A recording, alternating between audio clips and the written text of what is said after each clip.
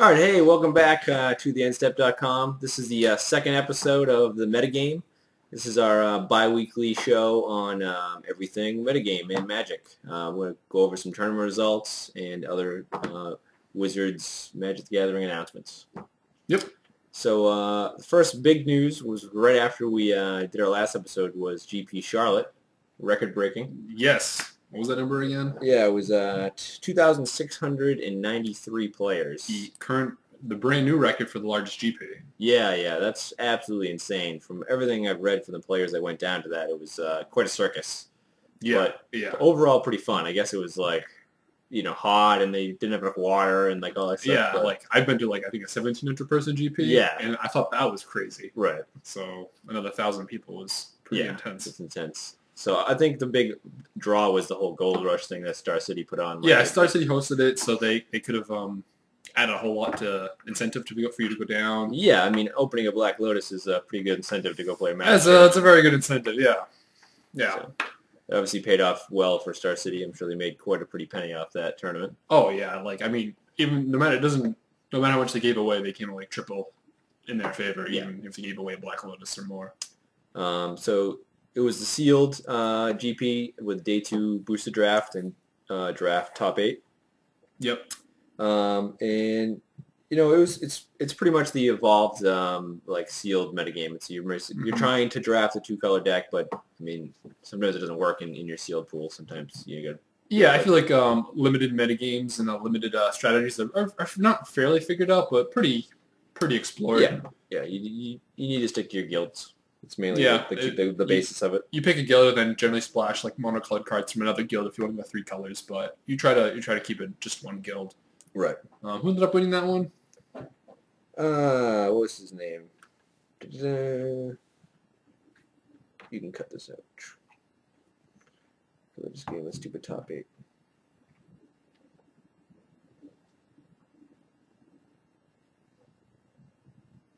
Oh, there we go. Yeah, the winner of GP Charlotte was Frank Scarron. Okay.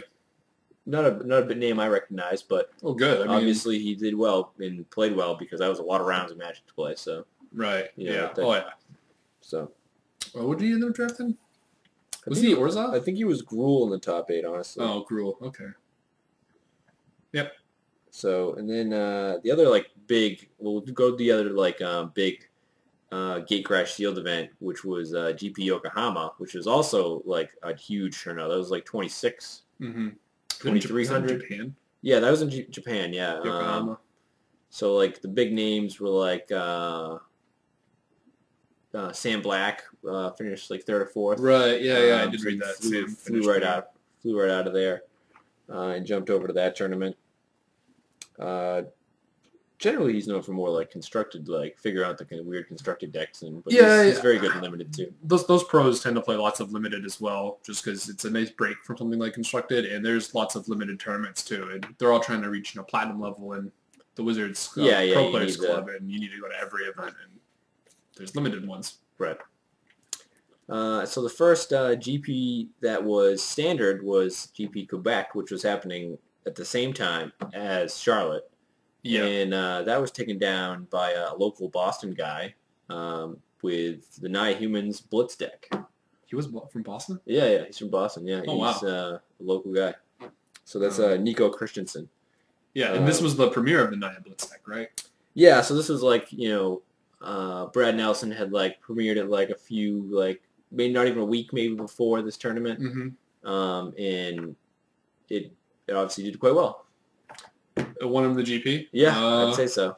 Yeah. I mean, it's a deck that has to run hot because you can really have weird hands and falter out and everything like that. But if you're running hot with that deck, it's pretty much unbeatable. Right. Yeah. I'm sure we'll be playing it coming up soon. You and I.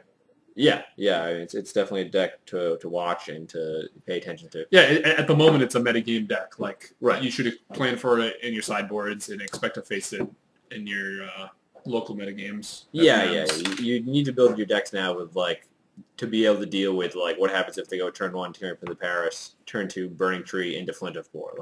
That's a reasonable open for them. Not even the craziest. Just like Aristocrats came out of the Pro Tour, now we've got Naya Blitz. Right. Those 2 decks are going to be sticking around probably for the duration of the standard environment. So I just got to keep an eye on them and like have a plan for them. Yeah, that's why like a lot of cards, like a lot of cheaper like other creatures came about. Like Gloom Surgeon has seen like a lot more play now. Like he didn't see any play before. Right. But he's a great answer to that deck. Yeah, also really good against the Naya Blitz. What was that runner-up on that one? The runner-up was Chu Cheng Kuo. I believe he was playing Humanimator. Okay, yeah. I've seen him on like multiple streams at multiple of these events. Yeah, he's a top player. He's always playing Humanimator, which is like another like big deck again right now. Like he was playing Human Reanimator. Yeah, which is talking about. Yeah, we talk a lot about how Reanimator decks come and go. Right. And, it's coming again. It's coming again because people started to shave down on the rest in pieces and ground seals and like whatever color you're in right now, you can play Graveyard Hate. Like, right. The Graveyard Hate cards are really strong right now. There's even Tormod's Crypt. Yeah, and you have Tormod's Crypt and Grafdigger's Cage. Like you have a ton of options, but you need to play them. Like sometimes it's lame. You go through a whole tournament, you won't see a Reanimator deck. But right. But then you need them very badly when you're playing against those decks. You really don't want to get your caught with your pants down. No, they attack at an angle that you can't interact with if you're not ready for it, and they'll just crush you. Yeah, and those lists can win on turn 4. Yeah, the Human Reanimator deck is just a combo deck that just wins on the turn it goes off. Like it doesn't, you don't pass the turn when you go off with that deck. Right. So you have to have that rest in peace or whatever very early. Mm-hmm. So. Yeah, definitely a cool deck. I like the deck. It's a cool evolution of like where Reanimator is. Like when we first saw it on Burial Rights, you knew it was going to see a ton of play because it's such a strong card. The fact that you get 2 uses out of it automatically. Yeah. But this is like now that we've had more and more cards to play with, it's really turned into like this like really tight package. Right. Yeah. It's like we're watching the card evolve for sure. Yeah, to the point of like it's a non-interactive deck really. Like it's just like it's almost like a combo deck in older formats where it's just like, I'm doing my combo. Can you interrupt me? No, I win. Pretty much, yeah. And the ways to interrupt the standard are much less so than in older formats, and they're very like much more specific. Like that's why you need to play Graveyard Hate instead of you can just really play more counter spells because like those decks can typically fight through lots of counter spells. Right. So you need the Graveyard Hate. So like the rest of that top 8 was rounded out by things we've seen before. So we've seen like mid-range Jund, which is like the more controlling Jund list with Master Olivia, Bonfire of the Damned, Dreadbore, Murder, like all that stuff. Yeah, Jund is coming back up actually. Yeah, it's one of the top decks. And it's a deck you either like or you hate. Like there's not too many people that like are in the middle on Jund. Like some people feel it's unplayable, like you only win if you draw a certain portion of your deck, and then other people, like really good players like Reed Duke, who's, was crushing tournaments all over the place all the time, like he still is. Right. He loves that deck right now. And he was like a Bant control guy for like a long time. Mm-hmm. It's kind of like the new Bant. Yeah, for him, he's doing just as well with it. So. Yep. I mean, I like the deck. I think it is a deck that you could like have a weird hand with, like you have some ramp spells and maybe a piece of removal and then no creature to go with it. But it's true with any deck. Like you need to draw the correct mix with any deck. Right. But that's why you play more 4-ofs versus less 4-ofs, Right. To keep consistency high on whatever portion of the deck you want to be playing with. Right. So then we had 2 different StarCityGames Opens that happened in between our last episode and this episode. Right. The first one being Vegas. Yes, Las Vegas, yeah. So that was a pretty good event. All right, so the standard results from the StarCityGames Las Vegas had a good mix, and we've seen a lot of the pretty much standard decks in this top 8. So like you have the Flash deck, which has been around for a while in various forms. So this one's like a Boros Reckoner list. You have the new Experiment Jund deck, which you saw me play in on one of our more recent playtest videos. Yep. Which I think is a solid deck. I like the mix of creatures and spells in that deck versus some of the other really aggressive decks. Like it has much better solid like removal instead of just relying on Searing Spear. Yeah. Like a lot of the Naya decks, you have to rely on Searing Spear and maybe some Mizian Mortars. You get to play Dreadbore and... This gets you some hard removal. Yeah. Which is nice. Another deck that I feel like is actually like a mainstay in Standard. Like it's a competitor. It's one of the aggro decks you'll see. It's like either that or Blitz. Like those are the two frontline aggro decks. I think so, yeah. And Aristocrats is like falling a little bit back towards the mid-range. Right. Like where it was the premier aggro deck, but now because these much faster concoctions that come out of nowhere, they've really like, incentivized the hyper aggro. Yeah. And then Aristocrats is like more aggro leaning towards mid-range, as in it's like a little slower, but it still is an aggro deck. Yeah, it can have a draw where it's very aggressive, but it's generally a little slower. Right. Again, some more human reanimators, which is that standard deck we talked about. Yeah.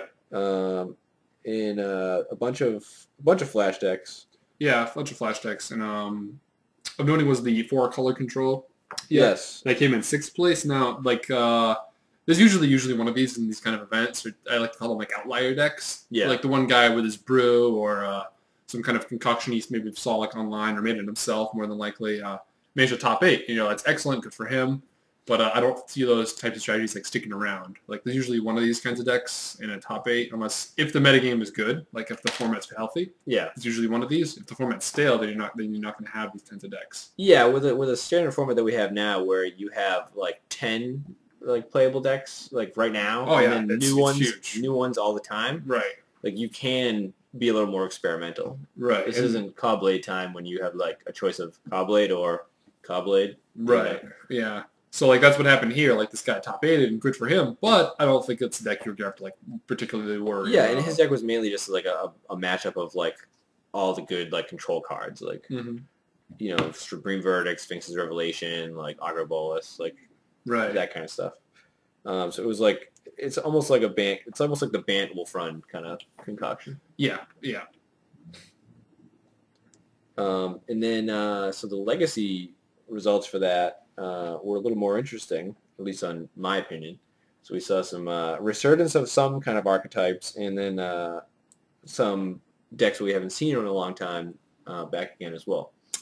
There was a Maverick deck, which is the one he's also hinting at. There was.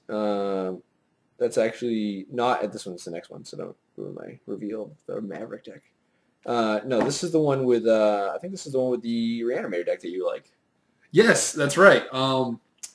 Grizzlebrand Storm, or Reanimating Grizzlebrand, the new Reanimator deck of choice, thanks to Caleb Durward. Yeah, this is the one. I came in 2nd place, and drive the prices of some cards straight to the roof. Yeah. This is a deck that nobody really thought of, and that's kind of the beauty of Legacy, is there's always tons of room to innovate. And Caleb Durward definitely knocked this one out of the park. This is a really sweet deck.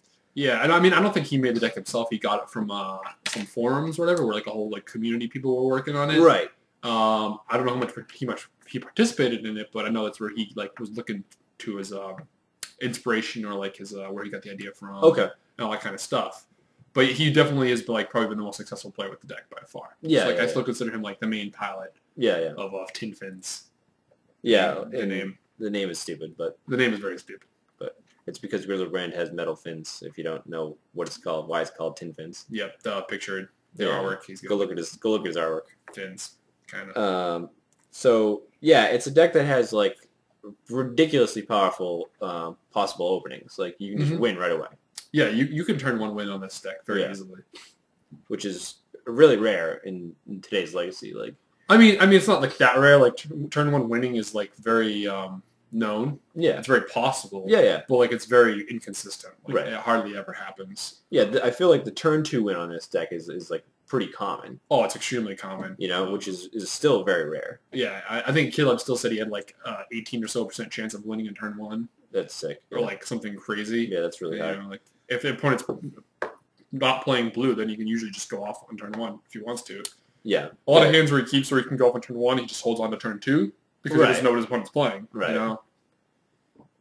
So pretty sweet. And then the other deck that's kind of like come back with a vengeance is like Countertop.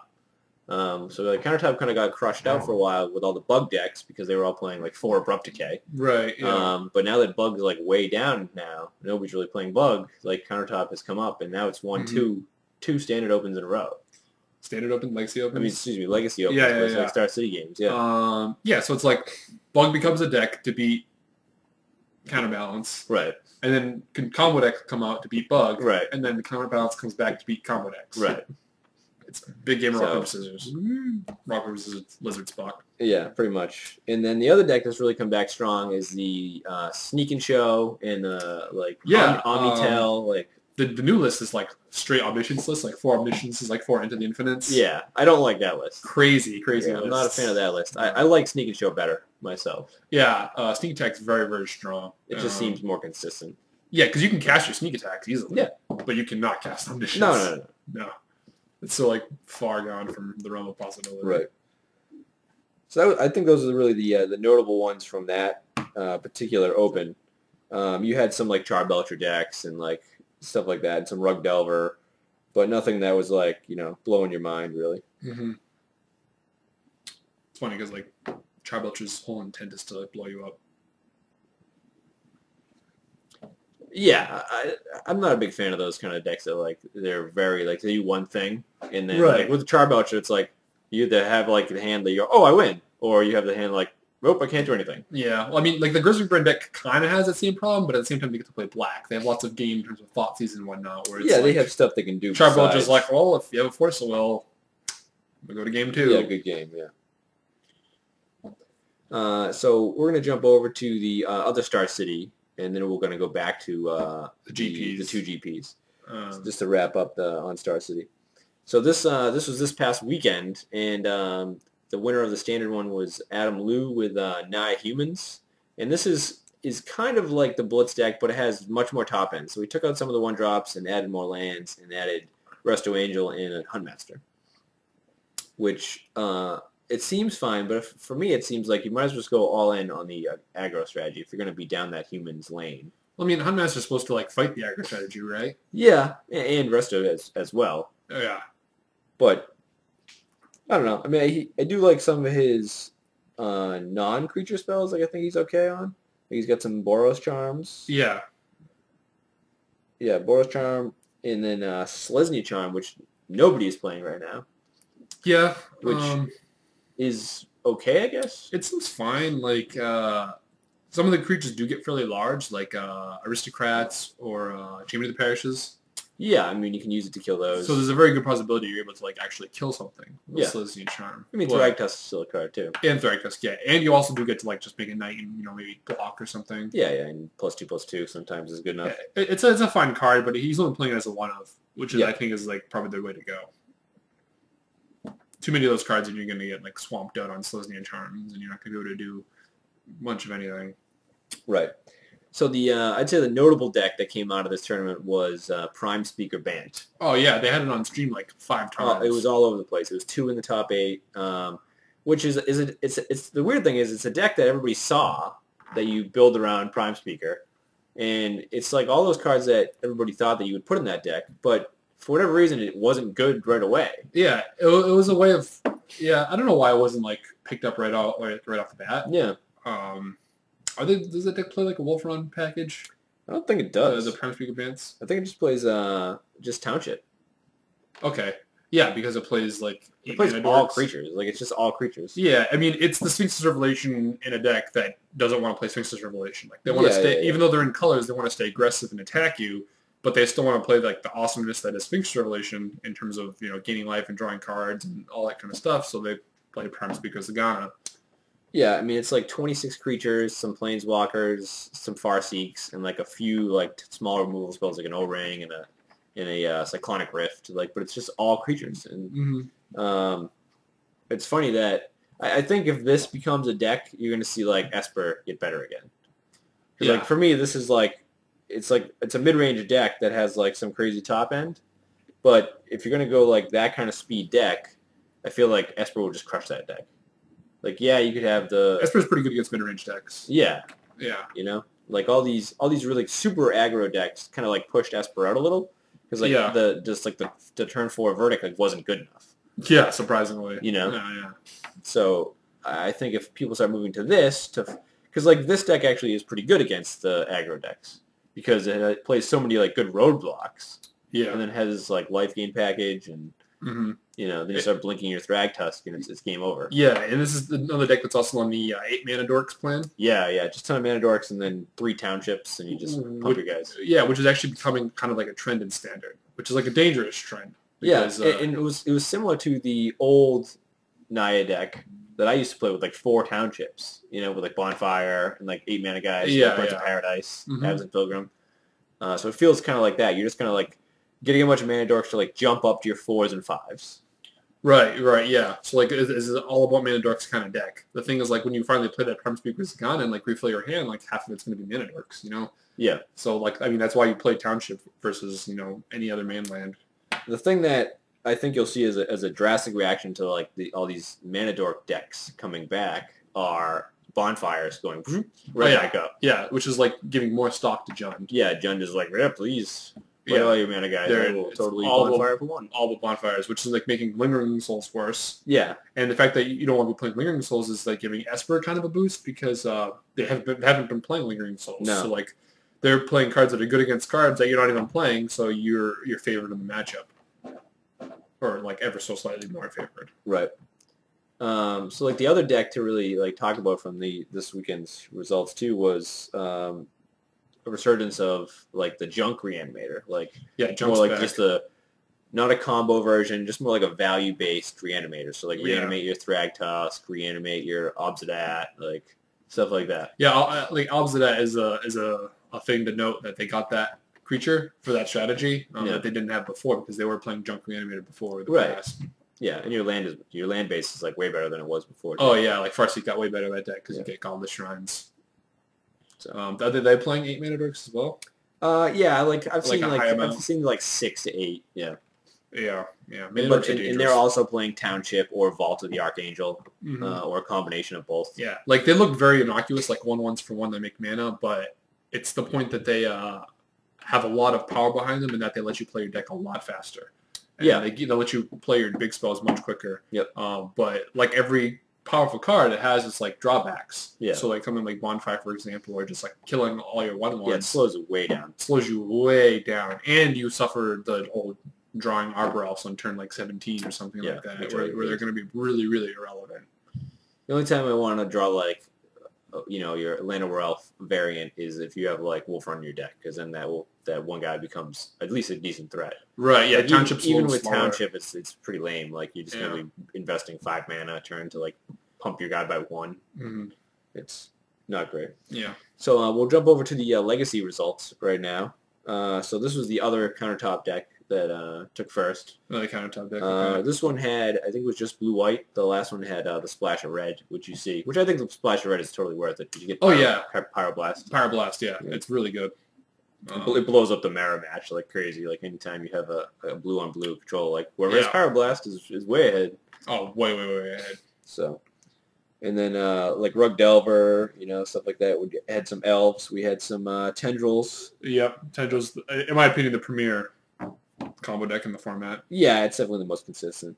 Some Sneak and Shows, a 12 post, which we haven't seen in a while. Yeah, and then there's the 4-color Loam deck. So the 4-color Loam deck's probably the one that's like a little different. Yeah, I saw it as deck tech. It was very lands deck. It's like 48 lands or whatever you used to call that deck with more aggression and like played creatures, like a lot more creatures. Yeah. And made it all about. Well, it was already about life from Loam, but. Yeah, it's all about, like really another reliquary deck more than anything. The card that I noticed when I first looked at it was like it has 4 Chalice of the Void main. It's how you beat those Rug Delver decks. It's like, whoa, that's a lot of Chalice. Yeah. Like in his deck he said he totally designed the deck to not care about Chalice on 1 at all. Yeah. Which is obvious is if you're going to go with Chalice on 1 on turn 1 or turn 2. Well, turn 1 actually, yeah, because he's playing the Mox Diamond. He tries to get Chalice on 1 on turn 1, and he doesn't care about it at all, but like it cripples so many legacy decks. Yeah. Especially like Elves. No, yeah. Like, yeah. Okay, good game. I can't play my deck. Yeah. Everything costs 1 or less. The other card that was weird to me was the Devastating Dreams. Like I didn't even know the card existed, and I was like, Devastating Dreams. I gotta read this card. Yeah, that's definitely a Loam card. Yeah, it's just like dump your hand into it, like blow up everything. Right. So interesting. It's a good card. Interesting deck. I don't know if like we'll see it around, but it's cool. I feel like you'll see it around just because people love to play interesting decks. Like, people love to hate the decks that win. Like, I don't play Rogue Delver, I don't want to play Stoneblade. Those decks are boring. They're like, they're like too consistent or too like not kooky enough for people. So they love playing the Fringers or like the Loam decks or the weird combo decks. It's a whole lot of people get into Elf Combo for this like very reason. I feel like Elf Combo is pretty good though. No, Elf Combo is very consistent. Like I feel it has a season, but it is different. So now we're going to jump over to Rio de Janeiro and GP Verona, like simultaneously. Yeah, 2 GPs that happened this past weekend? Yes, definitely this past weekend. Was Rio this past weekend as well? Yep, they were both the same time. Oh. Simultaneous. Okay. So again, we see this like really big push for the like the Junk Reanimator. Like everybody was playing that. Junk? Yeah. Oh, okay. So like just green, black, white, and just like good stuff with like Mana Guys and like some Lingering Souls and like Creative Behemoth and Drag Tusk. Like it was all over the place. Like everybody was playing. Right. How many gags were they playing? Any? None. None. Okay. None. I mean, and some were playing like Lawless Troll as an additional ditch to reanimate. Okay. And I think he's actually really good right now because he almost plays like a Gloom Surgeon role where he just like against those decks which normally are kind of bad matchups for Reanimator. Mm-hmm. Those like hyper aggro decks because Reanimator doesn't traditionally interact very well. Yeah. The Lawless Troll gives you a guy to block and most of the time trade. Right. And then you can regenerate it, maybe pitch a guy to take out a Flinto 4. Yeah. So I like that right now actually quite a bit. I would even like maybe go down a little bit on the Mana Dorks to like go more Lawless Trolls. Yeah, I could see that. He's a slightly better top deck. But yeah, just like more Mana Dork decks sticking around. Like I definitely see Jund like coming in and sniping this metagame if it continues in this direction. Yeah. Like Bonfire Jund will just like be really devastating. Yeah, and then like the rest of the top 8 was like there was an Aristocrats deck, very similar to Tom Martell's deck. There was a few of the Human Reanimator decks popped up. More of the Flash deck. So like we were seeing like kind of some like archetypes being like solidified. Mm. You're seeing some more of those. Yeah. I'd say like Esper like was the one deck that you really was like did not show up these tournaments. These 2 tournaments. Yeah. Like, people were playing it, but like it didn't do that well. I'm interested why because I feel like it has a decent game against most of the field, even the aggro decks. Like it does. I mean, the aggro decks can be really aggressive, but it's tough because you can definitely lose games where they play a Thalia and like you can't verdict on 4. Yeah, Thalia is definitely an issue. So Thalia is really an issue. But like the Reanimator decks is they can get like a lot of value out of you. Like their Unburial Rights are like nigh infinite. Like they always seem to have one. So like you can really outvalue them. And the fact that they're still on Supreme Verdict Esper decks, that is. That's what I was gonna say. Yeah. Really doesn't bother the Reanimator decks at all. Like, no, it's almost like you just wasted your turn because I could just bring a guy back. Their goal is to bring guys back from the graveyard. Yeah. So if you put all the guys in the graveyard, they're just going to continue to do what they want to do. Yeah, I think you might see a move back to some number of Terminuses. Which is tough because then Terminus is too slow against the aggressive decks. Yeah, it is. Maybe you got to play like, maybe the 4 Verdicts, but then maybe just 2 Terminus. Yeah, maybe. It's really tough, but like the Mana Dork and Arbroath plans are also like fairly good against Esper. Yeah. Because they do speed your clock up, and you can't kill them nearly as fast as you might want to. So like they got to cast their bombs much earlier, and you might not be ready for them. At the same time, like it also goes the other way, where they might just be walking into a verdict. So the other deck that like kind of came back, which we kind of thought maybe was dead, was zombies in all kinds of different forms. We saw like Black-Red Zombies. We saw Jund Zombies this weekend. Mm-hmm. And one of the cards that I think was key was like Blood Artist, which we've seen plenty of times before in zombies. But it really preys upon the Human Reanimator deck because all they want to do is sacrifice their guys for value. Right. And a lot of times if they don't have the combo, they're doing that just to mill themselves. So they have to do that like, 3-4 times to get there. And if you have 2 Blood Artists in play, they're taking like a ton of damage. And you're also pressuring their life total, so right. like it cuts their outs down quite a bit. Yeah, Blood Artist is a unique way to fight that. That like I mean, if it works, it works. Yeah, I think it's a decent choice. And then we're just seeing like more of the traditional like Jund list. Like the Jund list is not going away. And, yeah, like they pretty much all adopted the like 2 to 3 Arbor Elf plan as well. Yeah, I feel like Jund's really just going to be sticking around more than going anywhere right now. They were on a bit of a slump, but I feel like with the new introduction of these Mana Dork based decks and more fairly aggressive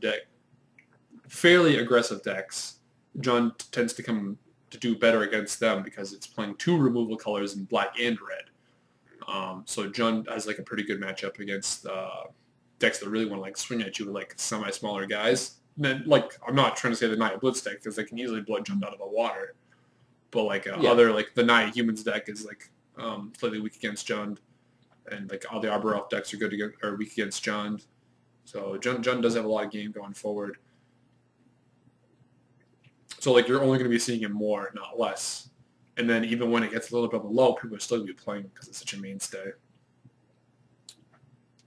Yeah, and I think so. Verona was won by Junk Reanimator. Okay. And then Rio de Janeiro was won by what? Do you remember what that was? No. Can't remember off the top of my head. But it wasn't anything like super surprising. It was one of the known decks at this point. Was it Flash? It might have been Flash. I'll pull it up in a second. But like I think the lesson to learn from this weekend is like put your Graveyard Hate back in your sideboard. Yeah. Right now. Play Graveyard Hate. Be prepared for like the 2 like hyper aggressive decks, the Naya Blitz and Jund aggro. Like be ready for those like crazy starts and design your deck with at least a way to handle that. Yes. In most of the time it's cheap removal in the form of Tragic Slip, Pillar of Flame, or on the other side like a good small creature that you can block with. Yeah. Like Augur Bolus. Augur Bolus and Pillar of Flame are really good right now. Like the Lawless Troll seem pretty good. Gloom Surgeon, Nighthawk. Like you need guys that trade profitably, maybe gain you some life. Will stick around. Right. And just stem that bleeding somewhat that your game plan can take over and get to those late turns. Right. And then you'll be golden for those decks. Right. And also like plan to face a Jund deck. Yeah. The more mid-range control version. Mm-hmm.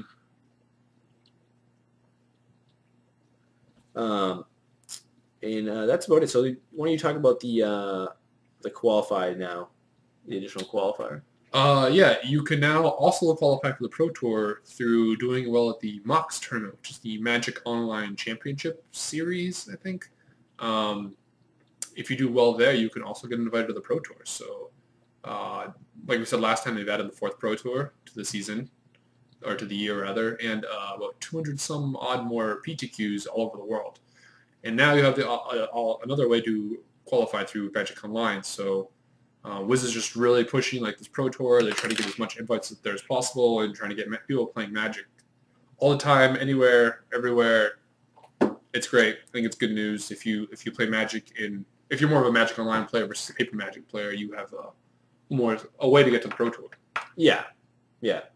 It seems like they're satisfying one of those like complaints that Magic Online players had was like you pay the traditional entry fees that everybody's used to, but your prize support always just seemed like it was worse. Yeah. And like now that they're like fulfilling like Pro Tour invites and stuff, like that makes it more legit. It gives them more reason to play online Magic. Right. That seemed good. Some people are better at online Magic than paper Magic too. Yeah, I mean, because there's definitely that difference of yes, it's the same game, but paper has that like bluff and like facial expression and read people and all that, where online is just like straight fact. Like I have this, they have that. That's what happens. Right. Yep. Same vein, people are also worse. People are also worse. So Rio de Janeiro, to go back to that, I looked it up. It was Aristocrats actually. Yeah. So like I don't think that deck's going anywhere. Yeah, they took down another one, so it seems pretty good. Yep. So that's about it. Anything else you want to talk about? I think that's about it. Just be wary of those decks we mentioned. Make sure wherever you're going to play, or especially if you're going to a big name tournament, that you're prepared for those strategies. So like, don't be surprised by them. Yeah, you want to have some Graveyard Hate and then some additional aggro hate in your sideboard too. Make sure your aggro hate's like fast enough aggro. Yeah, like some Centaur Healers, some cheap removal, stuff like that. One for one removal is looking a lot better than board wipes. Yeah, one for one removal as long as you have like additional guy to block with too. Yeah. But I'm thinking like Pillar of Flames or maybe Tragic Slips or like yeah, because to kill killing the first guy is like really important. Because if you kill like the turn 1 champion or the turn 1 experiment one, you save yourself it just save so much damage. Yeah, like it looks really like non-blind, but you really save like 5 or 7 damage easily. It comes up to quite a bit. Yeah, you'll if you start doing that and you weren't doing it before, you'll notice a big change in your games. Right. Yeah. So the last thing I'd like to say is if you like our videos and want to keep seeing more, make sure you subscribe to us on YouTube. Yes. And check out our home site at TheEndStep.com. Right. And feel free to leave comments. I know we've been pretty good with like responding to people and talking back. So like, if you guys have any questions, feel free to ask us, or if you want to get a discussion going on with us, maybe like make some comments. Thanks a lot. Thanks for watching.